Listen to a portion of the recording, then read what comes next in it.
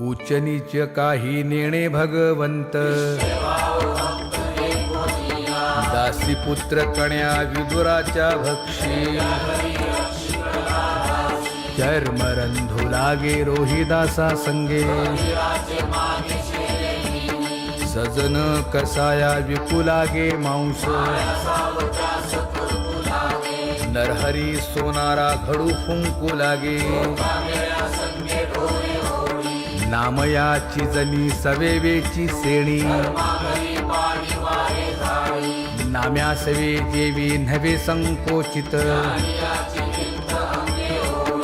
अर्जुनाचे रथी होय हा सारथी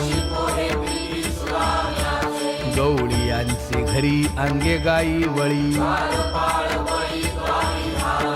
एकोबाचे ऋण फेडी हृषी केशी